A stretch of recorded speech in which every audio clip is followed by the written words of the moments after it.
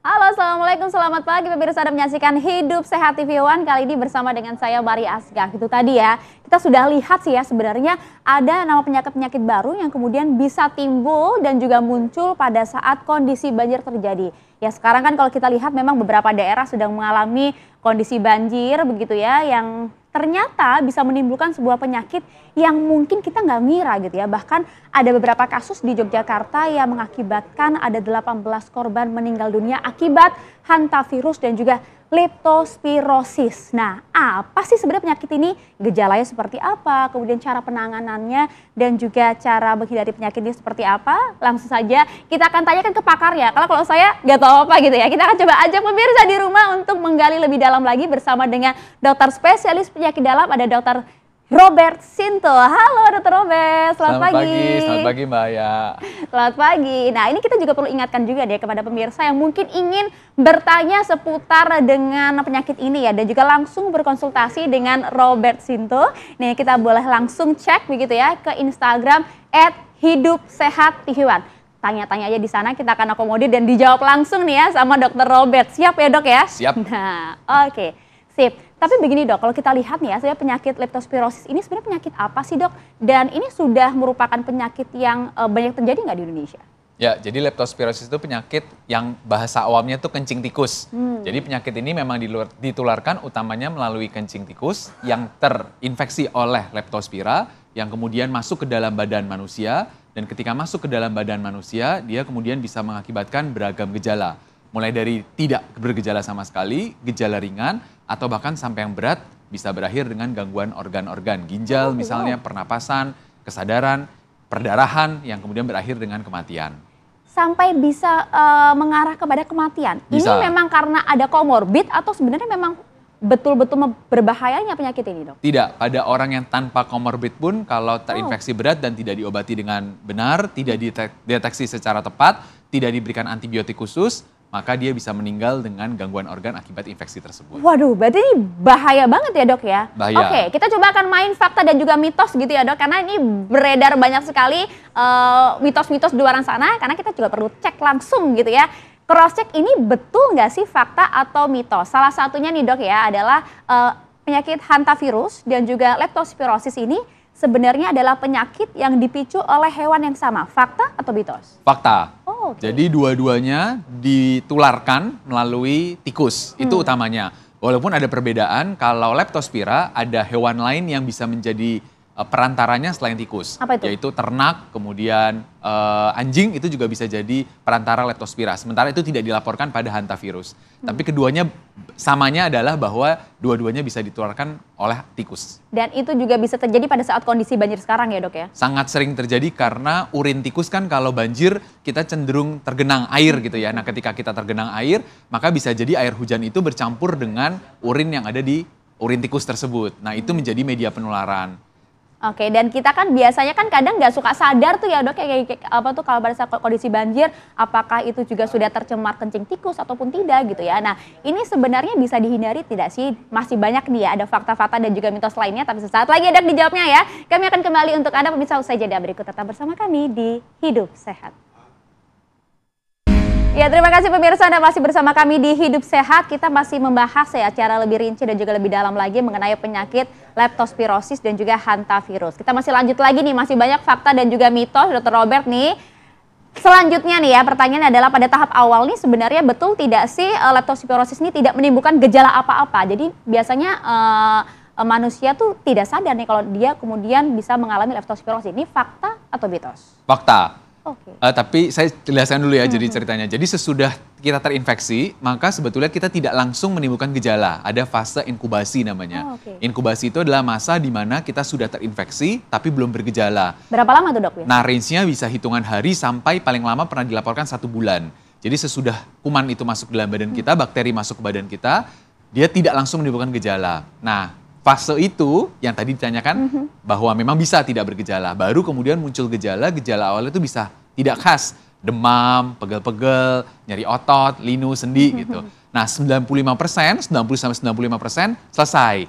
Demam, batuk, nyeri telang, nyeri sendi gitu ya selesai. Tapi pada kelompok 5-10% yang lain itu yang kemudian bisa menjadi perjalanan penyakit berat. Oke, kalau tadi disampaikan bahwa ini sebenarnya gejala awal pada saat inkubasi itu sebenarnya kita belum bisa merasakan apa-apa. Padahal kita sudah masuk di tahap inkubasi yang akan segera timbul tuh ya gejala-gejalanya. Apalagi gejalanya juga gejala-gejala standar tuh normal, demam, batuk, pilek. Tapi gimana ya kita bisa tahu bahwa kita tuh saat ini sedang terserang leptospirosis nih?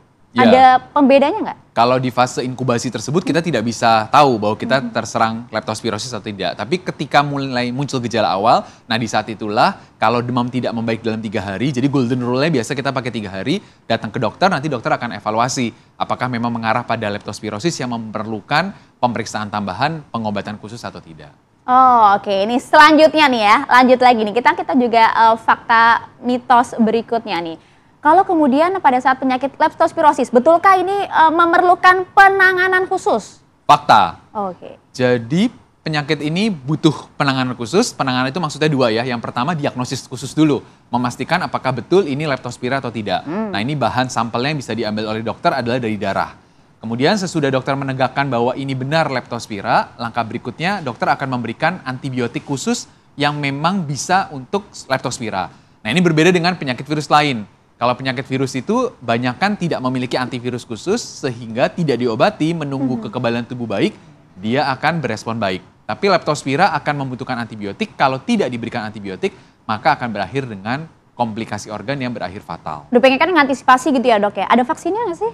Tidak ada vaksin untuk manusia, tapi untuk hewan, ini karena membutuhkan hewan sebagai perantara, hewan itu bisa divaksin. Karena itu pencinta anjing nanti akan mendapatkan vaksinasi untuk anjingnya leptospira tersebut. Oh, oke, menarik juga. Termasuk juga begini ya dok ya, kalau tadi kan kita sempat dikasih penjelasan bahwa ini tuh terjadinya biasanya pada saat kondisi banjir, karena ada genangan air, karena kita nggak pernah tahu di situ ada kencing tikus apa enggak. Tapi bisa nggak terjadi di tempat-tempat lain pada saat nggak banjir sebenarnya? Ya bisa, jadi perantaranya itu air sebetulnya. Jadi ada beberapa profesi, satu ya, jadi kan satu banjir.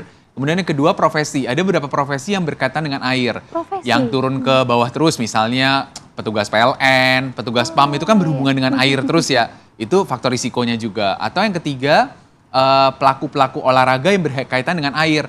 Yang masuk turun rawa, decathlon, atau kayaking, atau yang suka berenang di rawa gitu ya. Nah itu kan tidak terkait dengan banjir, tapi berhubungan dengan air. Jadi kata kuncinya adalah air yang terkontaminasi oleh kuman leptospira. Tapi cara menghindari gimana dok? Kalau udah profesi itu kan berarti harus siap menanggung resiko itu kapanpun gitu kan? Betul, jadi pencegahannya tadi kan pencegahan lingkungan dan individu. Nah kalau individunya gunakan alat pelindung diri yang sesuai.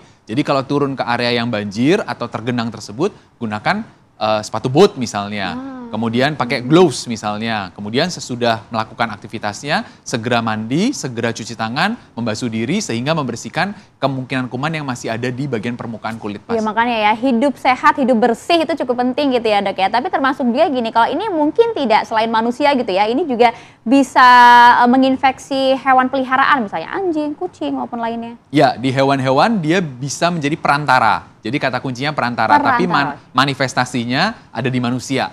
Gitu. Sehingga makanya namanya kelompok besarnya zoonosis, penyakit yang diperantara atau ditularkan oleh hewan. Jadi hewan itu sebagai kendaraan yang membawa virus tersebut atau bakteri tersebut ke manusia. Aduh, ngeri juga sebenarnya. Jadi nggak cuma kita, tapi juga hewan peliharaan kita ini juga harus hidup sehat, hidup bersih agar tidak bisa menjadi perantara dari penyakit leptospirosis ini ya. Tapi nih ya, nampaknya kalau kita cek nih dok ya, nih, barusan ada dapat kabar gitu ya. Udah banyak nih pertanyaan-pertanyaan yang masuk di kolom Instagram kami yang akan bertanya ke dokter juga berkonsultasi mengenai penyakit leptospirosis akibat kencing tikus ini. Tapi dijawab sesaat lagi ya. Kami akan kembali untuk Anda usai jeda.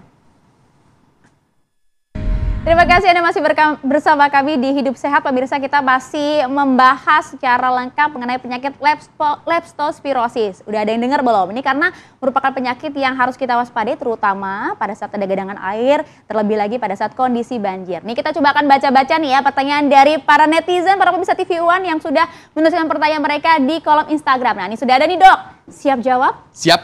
Oke nih ya, ada pertanyaan dari Rifda HKN, gimana ya cara melindungi diri saat banjir biar nggak kena penyakit dari tikus dok? Termasuk juga ada pertanyaan dari @jalan_bareng_mami, ya kan?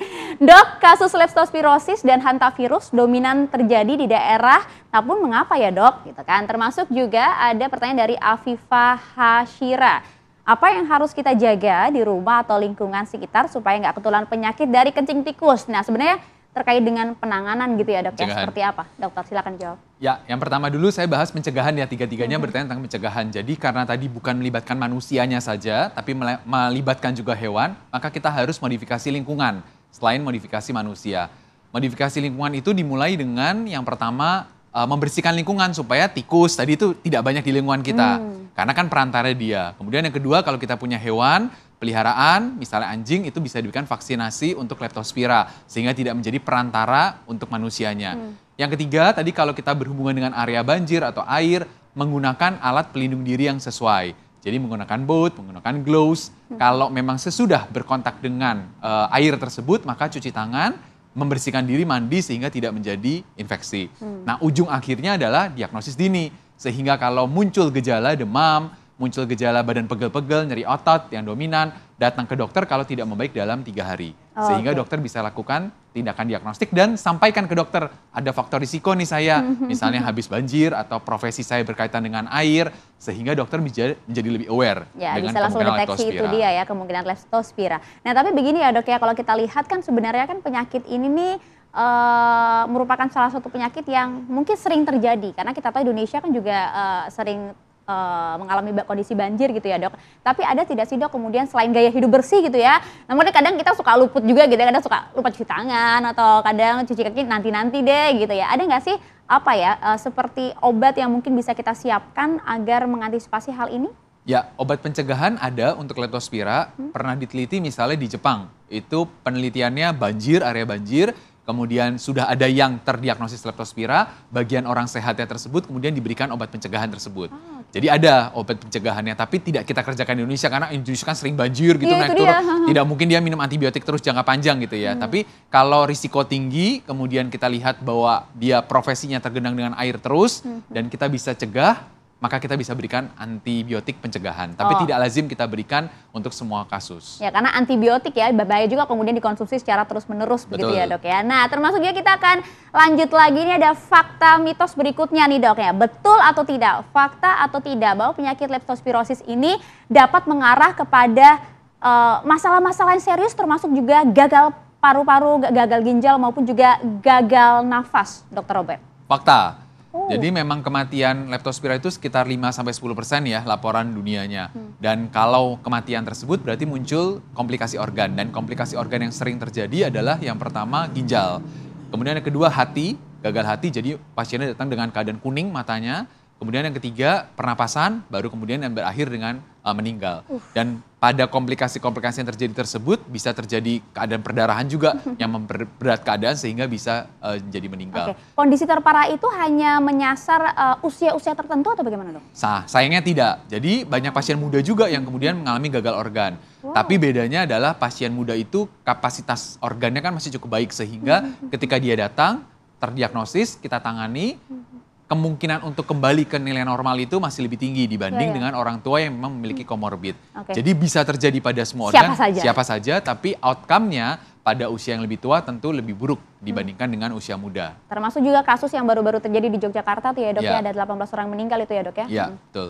Oke, jadi kita harus waspada karena ini bisa terjadi kepada siapa saja, segala kalangan usia dan juga tidak hanya pada kondisi banjir saja ya. Dan juga ini hewan peliharaan juga bisa menjadi salah satu perantara dalam penyakit leptospirosis ini ya. Mungkin tadinya kita anggap remeh gitu ya, tapi kemudian ternyata sebegitu berbahayanya hingga bisa merenggut nyawa. Nah terakhir dok, bolehlah dok, bagi-bagi tips dong dok untuk kita semua terkait dengan penyakit ini. Ya, yang pertama aware bahwa leptospirosis itu bukan penyakit yang mengada-ada atau penyakit yang jauh, tapi penyakit yang real ada di sekitar kita.